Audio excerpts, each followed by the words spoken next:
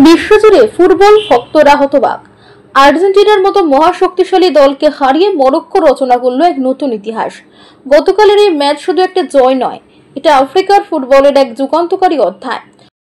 গতকাল অনুষ্ঠিত হলো 2025 সালের FIFA under-20 world cup final, যেখানে মুখোমুখি হয়েছিল আর্জেন্টিনা U20 বনাম মরক্কো U20।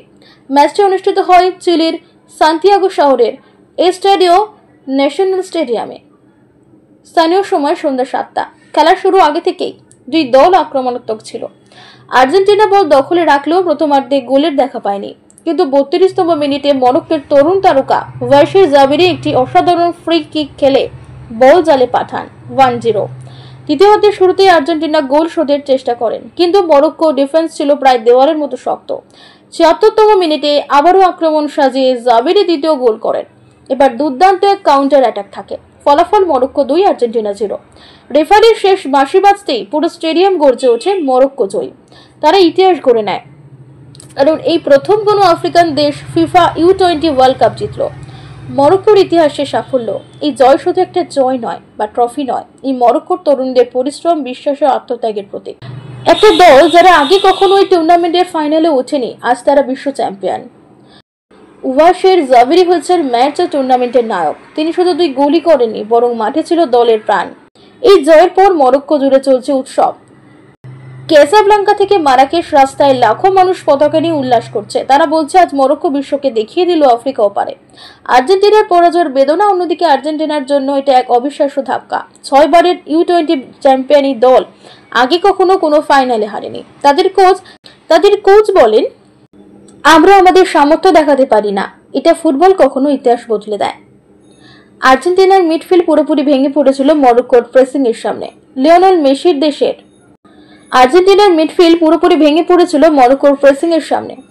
লিওনেল মেসির দেশের তরুণের প্রজন্ম এই হার মেনে নেওয়া কঠিন, বিশেষ করে যখন সবাই তাদেরকে সম্ভাব্য চ্যাম্পিয়ন ভেবেছিল। অনেকে বলেন, এই হার শুধু একটা ম্যাচ নয়, এটা শেখার সময়। আর্জেন্টিনাকে এখন নতুনভাবে নিজেদের গুছিয়ে মাঠে ফিরতে হবে। বিশ্বজুড়ে প্রতিক্রিয়া। বিশ্বজুড়ে এই ম্যাচ নিয়ে চলছে তুমুল আলোচনা। স্প্যানিশ, ফরাসি এবং ইংরেজি মিডিয়া একে বলছে সান্তিয়াগোর অলৌকিক জয়। ফিফা প্রেসিডেন্ট জিয়ান্নি ইনফান্তিনো বলছেন, আফ্রিকার অন্যান্য দেশও মরক্কোর সাফল্যে উল্লসিত।